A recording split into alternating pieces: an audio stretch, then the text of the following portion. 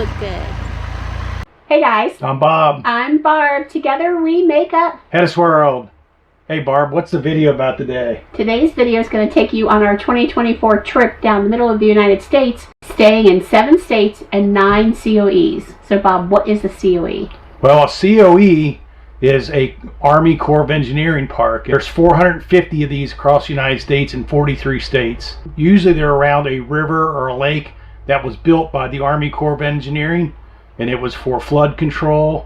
It was also to have water for people to live on. The Corps of Engineering's parks, you don't have to be part of the military to take advantage of these beautiful parks.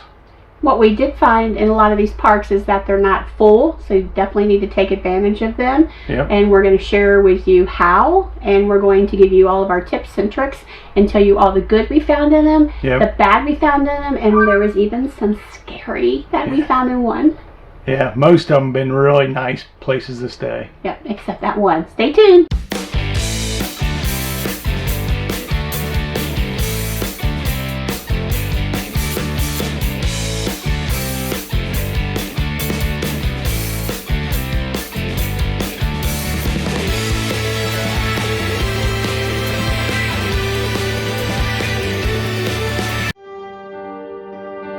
So this is our state travel map of all the places we have been, and we are now coloring in, very excitedly, the state of Georgia. 3.5 years, the map's getting filled in pretty good, and coming up, we are going to be coming down here. Yeah. I'm in the way of this coloring. We were in Bainbridge, Georgia, at a COE, East Bank COE.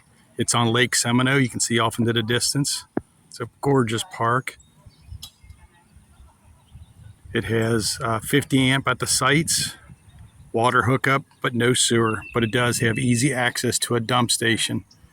We are in Section B, which is up a little bit above the lake, and Section A and C is down on the water. So if you want to get a water site, and if you're America the Beautiful Pass, this campground is $12 a night, $24 if you don't have that pass to get the discount. So at the East Bank COE, what's interesting is that Georgia, that's where we're staying, but the damn road takes us to the damn Florida state line. So Lake Seminole is actually 37,500 acres, and it's 30 feet deep at its deepest part. Seminole Lake, I mean, it is absolutely stunning and gorgeous. Okay, so here are your showers. Little rough, but there are individual. And now this is the actual campsite. We're in B54. Like we said, water, electric, no sewer, lots of room for the camper and the truck. The spider can stay inside.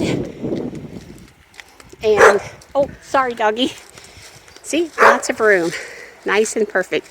And the best part of it is the view of the water. Section B, that was probably the most big rig friendly section. A and C, which was on the lake, were a little tighter for bigger rig. So every park has a dump station because they don't have any sewers at their site, and they all provide fresh water if you need it.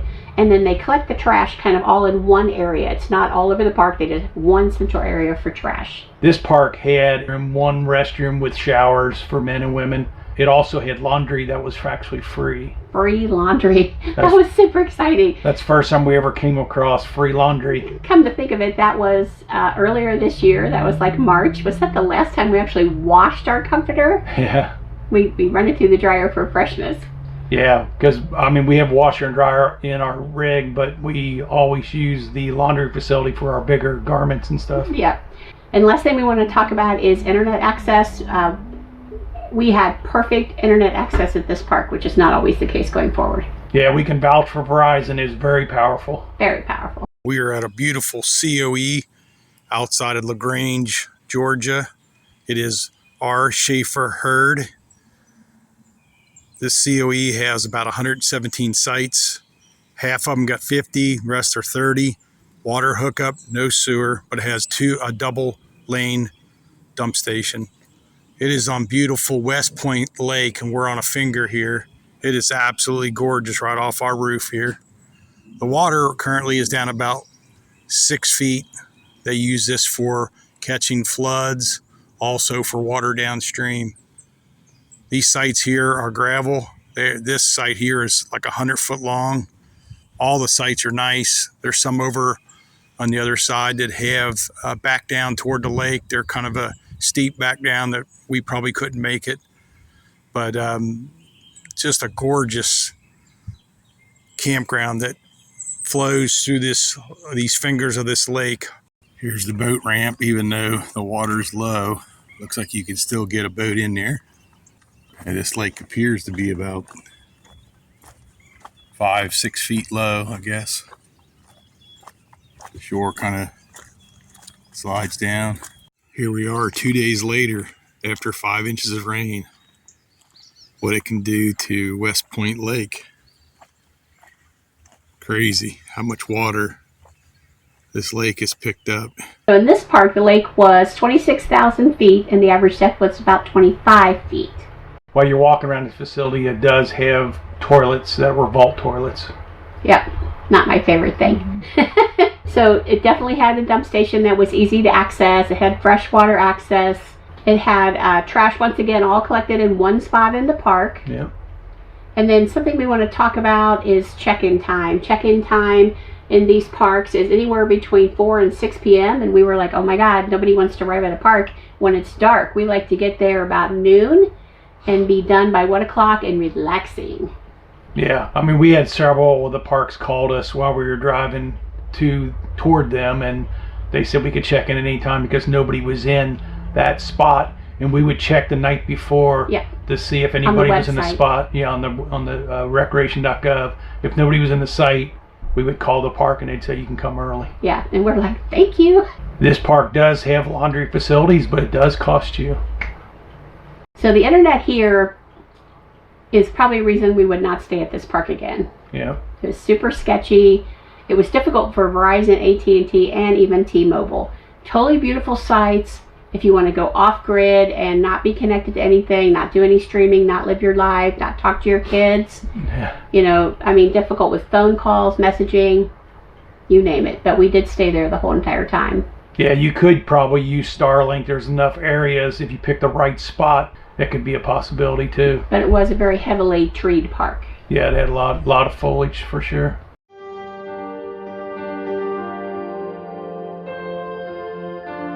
This campground has a weird name. It's called Service in Alabama. And what did we find when we were there, Bob? Well, it has a dump station as you come into the site. Very easy to access. It has a single file road that goes all the way to the end and loops around. The sites, you got them on the river, what I call the river side, and then the non-river side. The non-river side are the easiest ones to access for a big rig. It does at the end, it has a turnaround and it's a little tight. We had to get someone to move their vehicle to make the swing. We probably could have made it without him moving, but he saw us coming around the corner and jumped in his truck and obliged us by moving, which is awesome. The sites are elevated, so when you back into them, you kind of back up a small grade. Very easy to get level once you get up into the site. Very long sites. And it does have a border around the sites too, like a 6x6 border around them. But these sites, you can't drive up on the border or go off in the grass. You got to be very precise when you're pulling in, because if you go off the border, you're going to go down the side of the hill. Yeah, they have them. Looks like they elevated them because of floods, and this park has flooded before when the river there is flooded. Yeah. So. And there's how many sites again? There's 31 sites at this location, and they're very easy all to access, but the one site is big friendly. Once again, the trash is all collected in one area. Yep. And there's only one bathroom to service the entire park. So these restrooms are very nice, and they're actually clean. So you've got 3 stalls and 2 showers.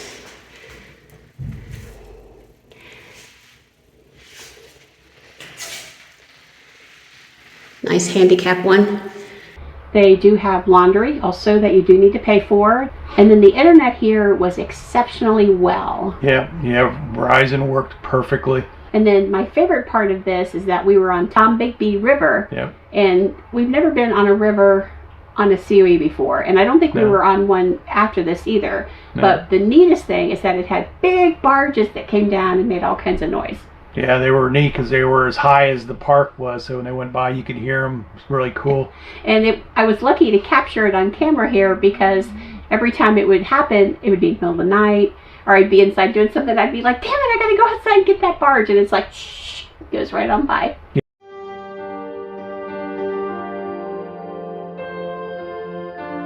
We had another beautiful COE pulled in today. It's in Aberdeen, Mississippi. It's Blue Bluff. Got a beautiful Aberdeen lake out here, right outside of our campsite. We're in campsite 81. They do have 50 amp and water and a dump station up front. This park has 92 sites, but it is heavily wooded sites. So you just have to be careful driving around with the big rig. Yeah, the park does have amazing internet even though it is heavily wooded. Yep. And of course it has a great dump station that has plenty of room for you to get in and out. The park does have several restroom facilities that are very clean. And it does have laundry, which of course is another paid laundry. This park is on beautiful Aberdeen Lake. It is 4,101 acre big, so it's pretty good size, lake, and it's got an average depth of 33 feet. Yep. It does have one marina, so if you have a boat, take advantage of it. So Bob is coloring in the great state of Minnesota, in which we are choosing to color it a brown. There's no reason or rhyme or whatever to why we color what we do. We just color because we like to color whatever it is. So we're at Gulf Creek COE. The roads are super tight getting in. When we do the video on the place, it'll show it. But with our toy hauler, we have to get the Can-Am out and have it outside because we need to bring the camper back to get the truck in it off the road. It's not 100% level, so we got a little board underneath. You gotta get that board out of there. Okay.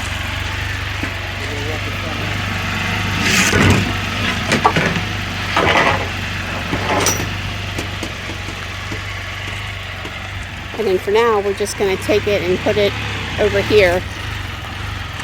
But this is part of life on the road. It's not always difficult as today has been getting out of one campground. This campground, we had to come down this road here and we were able to back in, so it wasn't as horrible, but yep, that can be our life sometimes. This is the entrance to Gull Lake outside of Baxter, Minnesota. There's 39 sites, all with electric 50 amp, none with water or sewer. But if we turn to the right here, we'll come down, take you through the dump station. If you have a big rig, you just gotta be cautious of that, making this turn here. But you can get to either side of this dump station, either going this way or coming in from the other direction. You'll see that when I turn the corner here. But it looks like there's only one input for the hose. It does have fresh water, so you can fill your tanks before you get here if you need additional water or to fill before you're leaving. But this is the approach coming around. It's your typical dump station. Looks to be very well maintained, just like everything else in this park. It's been great shape. And they do have a restroom facility. It looks to be brand new right here off the dump station right there. Here's Gull Lake. Here's the dam letting water out.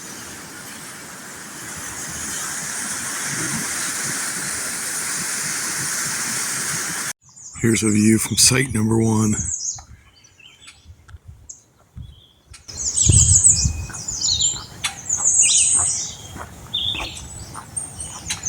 It is a one-way loop.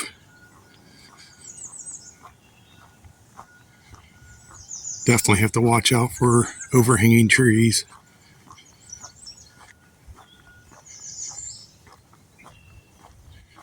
And some of the posts going around some of these corners.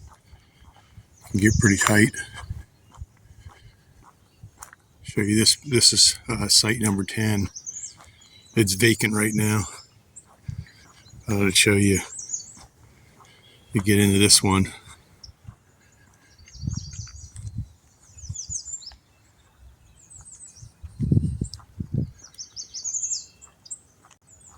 This loop has a split right here, so site 31 through 39 goes this way. Site 15 through 30 goes this way, and we are in site 30. When we plan these trips, we try to look at the maps. The Corps of Engineering maps are not the best in the world for actually seeing the sites. They'll usually give you 1 or 2 pictures of the site itself, but not so much on the entrance and exits of the sites. But this was a blind back in for us, and it was we got in pretty easy, but it's very tight. We had to use the entire road to do it to get our big rig in. They do have these interesting little totem poles with shovels and rakes to use at your site, so you return them when you're done. If you can see through the woods here, there's HetteshWorld's 44-foot Riverstone, and here's the road for the approach. So it's a, well, I said it was a blind back in. The road kind of wides off down here at the end of our site. I'll swing you around and show it. But we had to, you can see my little tire mark right there. We were all the way up here. We were up beyond the Y to get our 61 foot and swing around. And that's where we ended up. So we had to come up here, miss that pole, and back into our site. The site's very nice. The only problem is it's narrow entrance, and they got these borders, so it's going to make it hard to get old Spidey out of there. So we got him out because it was going to be tough to get enough room to be able to get him out. Normally we get him out, leave him in, and put him back away when we're done. But the site itself is beautiful. It's got plenty of room.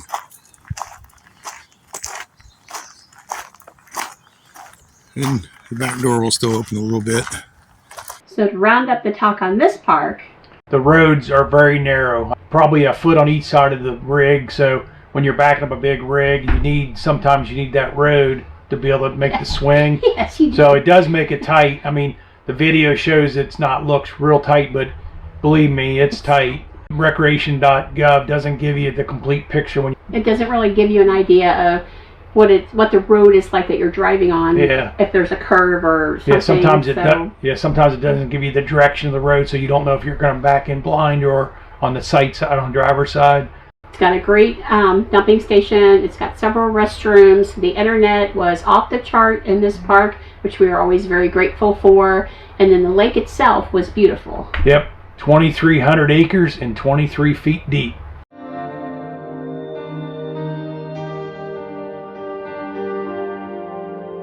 So we're updating our map on our next state, and it is North Dakota that we're coloring it in. We're super excited.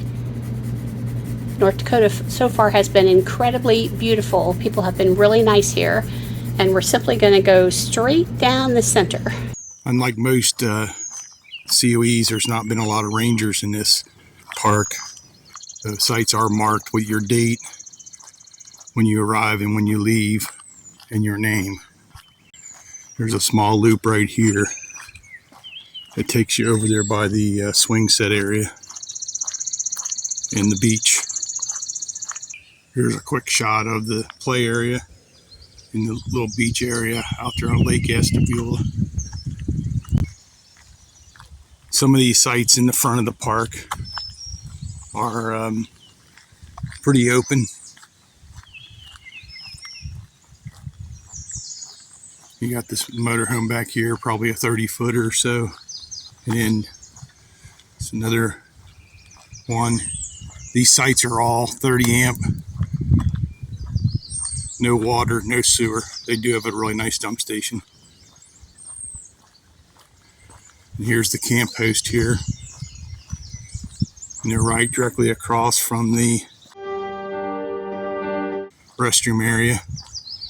It's men's, women's, and in family, and it's very clean. Showers are really clean. Urinal, toilet, and 2 shower houses in the men's. And they're getting ready to clean. Borrow a life jacket. It says kids don't float. So a lot of these they really push wearing life preservers. Here's one of the water spigots to get fresh water. This is the loop right here, going straight ahead, and it comes out over here. So we'll go around and we'll look at a few of these sites down through here. Here is site number 9. These sites are all really wooded. They got picnic tables and fire pits. That one's probably 40 foot deep. And they kind of stagger all the way around this loop. I'll show you a few examples of them. Here's site 13 on the driver's side. They do have trash receptacles. They've got recycle and cans. No dumpsters that I've found so far. This is coming down to the first turn on the loop. This would be site 15. And this is before Memorial Day weekend, so they're pretty mulch tagged that they're going to be full. Here's site 16. It's pretty shallow. There's site 18. Across from 18, there's a water spigot, fresh water. There is some vault toilets that are there. When you're making reservations on recreation.gov, they give you a picture of the site. It's not the scale. And you'll see we picked a site that was pretty tight for a 44-foot rig. We had a little trouble getting in because as you can see to the left, we got these trees right up against the road. And we're in site 23. And the entrance on both sides, it's got these massive trees. And you can see the site here. But if you can see through up over the hood of the truck, that's the lake right there. So we got a little path right down to the water. But it is a pretty tight site there. That's site 23. All these sites are fairly level. There's a few that are a little bit, be hard to get your camper level, but for the most part, they're pretty level. It seems like they do put gravel down on occasion. They got large piles of it up front. Off the main road, you'll turn down here. You have a dump station, which is very easy to access even with a large rig. They got a fish cleaning area. Check out Lake Astabula. It's about 5,100 acres, I believe. And it's a beautiful lake, beautiful color.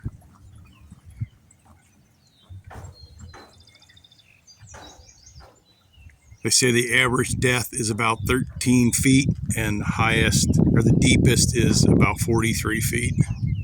So rounding up this park is the first time we encountered where there was no one to check you in. No one when you called to ask any questions would answer the phone.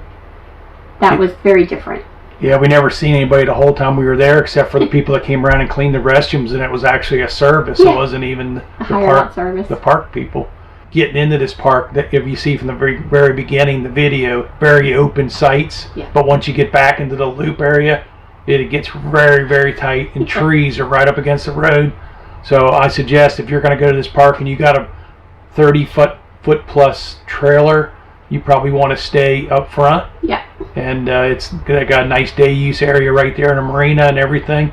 I mean, we picked the worst site you could pick. Yeah. I mean, walking around this park looking at all the sites, we definitely picked the worst one to get into. When the roads are that narrow, you don't have the arc of the truck to be able to help you because you're already off the road as soon as you start to turn. So 61 feet, 8-foot wide road. Well, and then they've got the growth of the forest right on top of you. Yeah, the trees weren't managed very well at all. The park needed some attention, and probably never want to revisit that park again. the internet was definitely good here. North Dakota internet, no matter where you were, was off the chart. I think the entire internet in the whole United States is squished into North Dakota. We did have one small storm here, which wasn't too bad, but we had a big branch fall down and not damage the camper, but broke my weather station. Yeah, I patched it together. We kept it for probably a couple months, placed it, and we're back on the weather.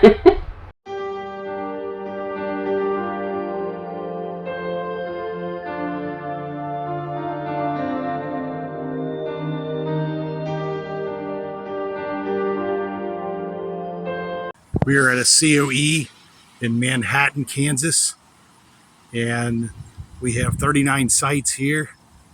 Water, electric, 50 amp, no sewer, but they do have a beautiful dump station.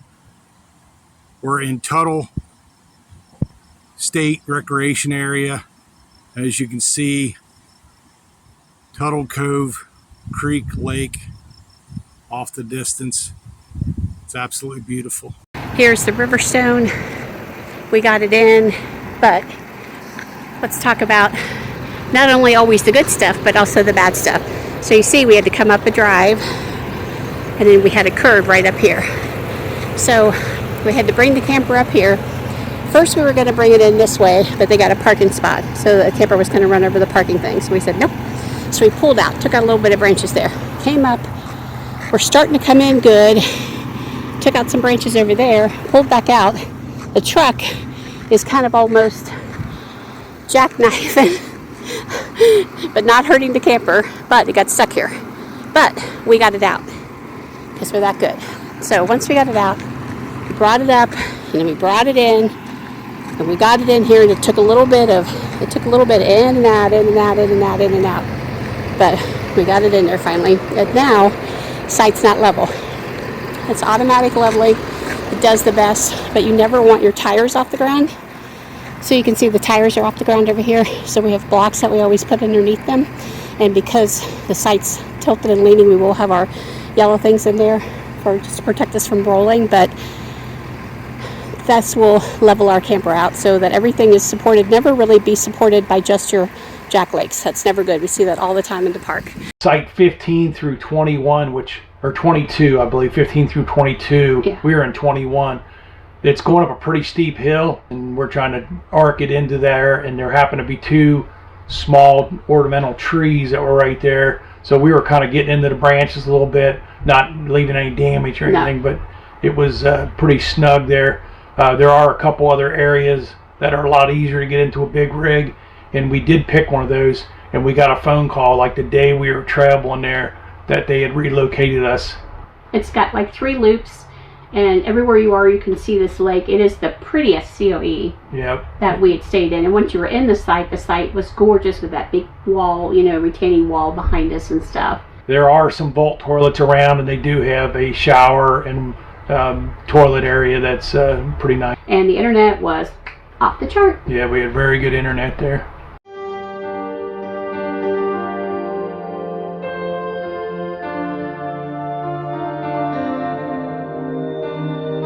Okay, you're good to go. We're at Tuttle Creek Cove COE. This is the spot we had this super difficult getting in. Will not be as bad getting out. He does have to run the front tires off the road over there. Okay, I'll stop there so you can get another shot. Okay. YouTubers in the wild, guys. Shooting right here. So. Okay, so getting into this spot, I don't know how many branches we took out that are on the other side of the camper. We got stuck with the truck off the road because we had to pretty much jackknife it to get in. We got moved from the spot, the COE did. We didn't choose it. But look at that beautiful camper. It's a great spot once you're in it.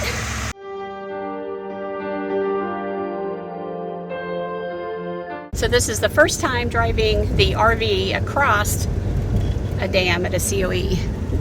We've driven on bridges before, so. See them? Oh, yep. These must be like the black flies or something. I don't know. Or squash them. Look at all Yep. Look at them. Oh, I see them. You're not going to want to get those. Ah, do you see them? They're like, we're in the plague area. We've hit plagues area several times now. Moss, locusts, and I don't know what these are. We'll figure them out. Mayfly psychopaths. everywhere. Currently on a dam, and they're everywhere. Yeah, They're all on the ground down there. Look at the end of that building. Yeah, look at this building here. I mean, how horror! It's like a horror movie to me. It's just a complete horror movie. I'm gonna let Barb out right here. No! Shoo, buddy, shoo. Is it shoe fly or shoe may fly? Don't bother me. Shoe may fly. Yeah. Oh man. It's like they're like stacked up 6 inches deep where they died from that door. Blow off the car. Blow off. Ah! Barb, we're not in the park no more. Don't worry about the mayflies. Come on out.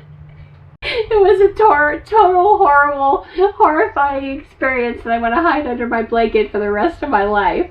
Yeah, the Damsite COE was a plague park, and as you can see from the photos, pretty disgusting.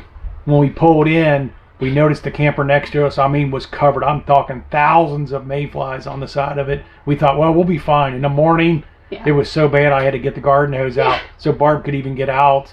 So we actually drove about 6 miles away to see if the other COE in the area was any better, but the mayflies were on the buzz, so they were hatching out of the lake there. I guess they hatched from the fresh water, but they were swarming big time. Oh, so let me interrupt, Bob, and tell you this horrifying story. We see them on the bridge. It's scary, but it's funny, not a big deal. We see them on the side of it, one camper when we come in, thinking, oh, it's not a big deal. And then I get out to back Bob in like normal, and I'm getting him as close to this tree as he can, and he just barely taps one of the branches, and 200 of them fall on me. Can you imagine? I was laughing. They didn't bother me. I'm like, ah! No, we spent 2 nights. Oh, okay. Because I wanted to go see Little House on the Prairie. Yeah, we spent 2 nights. So Barb could see Little House on the Prairie. Yeah. And then we fled early the next morning. The other bad thing is you're on the bottom of the dam, so it had no internet. No internet. I'm talking zero. So you're sitting there in the, at nighttime with nothing you can watch, thinking about all the bugs, so you could see them all over the window. It's like, yeah, you could hear them outside, but none of them got in the camper because they were so big. But they couldn't get in. But they were having sex all over our camper. Yeah, I don't know about that, but they might have. That was their purpose. Their purpose is that procreate, I guess.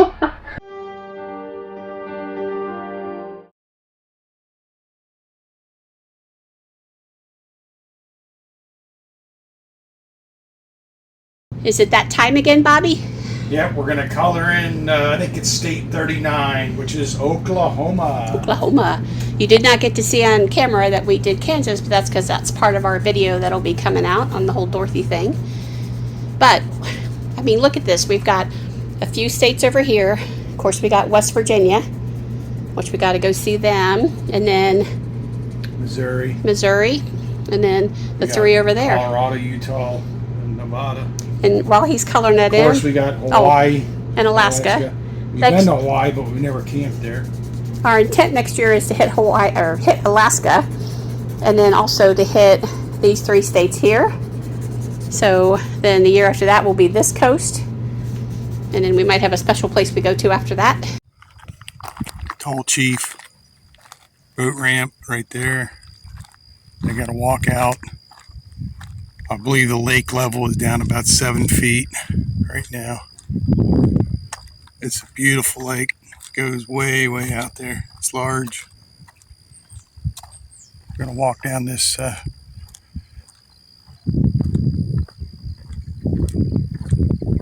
it's a ramp going down. See how steep it is going down. I guess it's made so it can float with the level of the lake.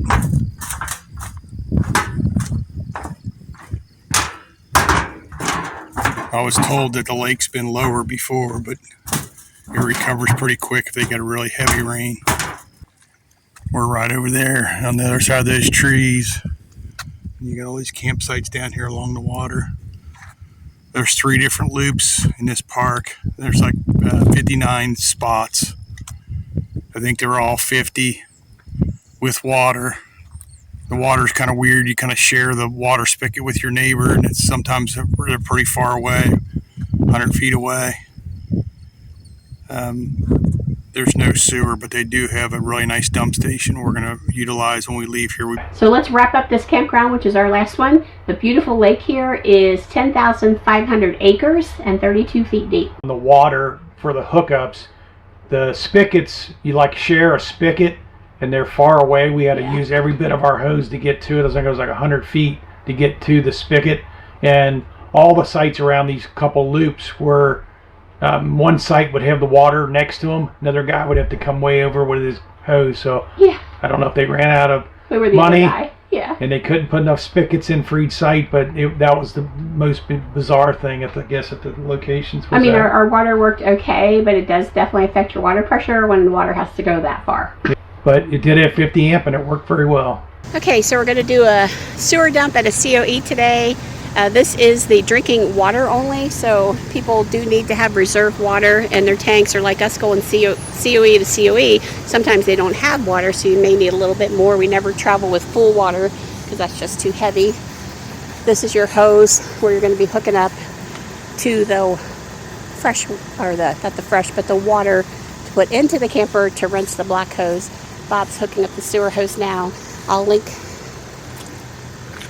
a name of a video we have in our channel below where Bob had actually cut our sewer line there and put an extra couple pulls in there because the pulls inside the box were getting tight and difficult, which we have now also had fixed. But it's nice because when you want to shut things on and off, it's all right there. We do have a gray valve under there we have to pull, one in there where he's getting in, the black tank is in there, and then nothing comes out till we open it there. And then of course the hose on the end has a lock on it just to prevent accidents.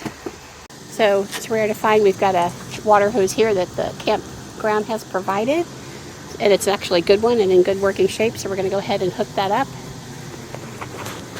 Want me to turn it on? Yeah. You ready? Yeah.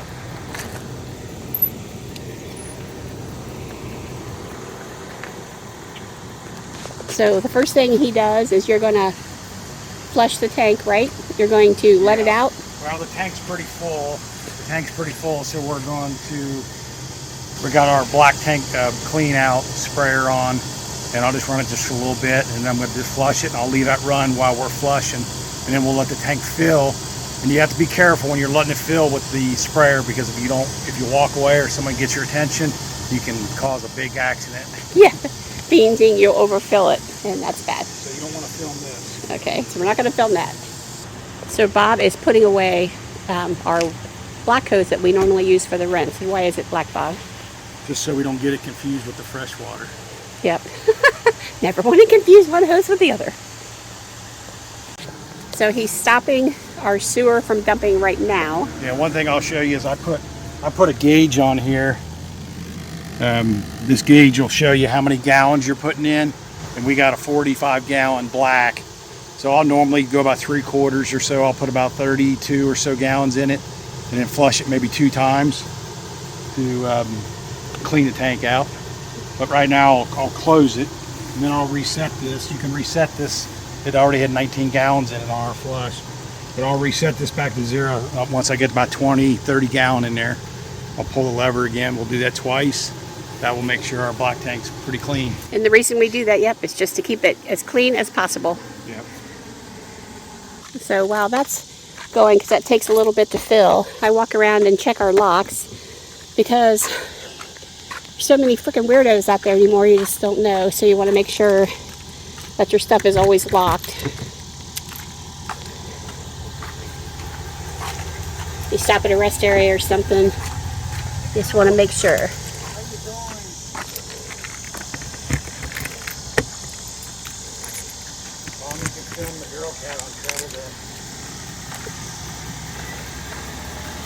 Amelia, Hey, did we bring your dump station with us? Yep. Yeah. Hi, Amelia. Say hi, subscribers. Yeah, she loves Treble Day. She's a really good kitty on Treble Day. We always keep the truck running when we're setting up or taking down, and she's in there just for her own safety, especially in this Kansas 100-degree weather. So also while we're doing that, I go through and make sure that all of our cameras on the Furrion are showing up. Okay.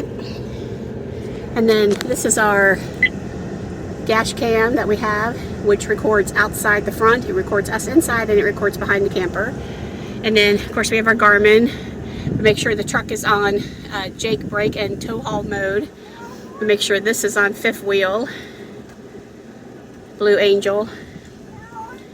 And then we got to put the route in still. And then over here is our tire monitor, and I go through them and just make sure that all tires are showing and that they look normal. We always check this 2 days ahead of time, because when we were newbies, we found out the day before we were leaving in the afternoon that we had a tire that was flat.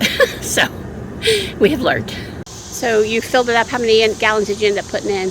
28. So now we are dumping it again. It's coming out really clean, so I'm not going to flush it again. So after we do that, what happens next?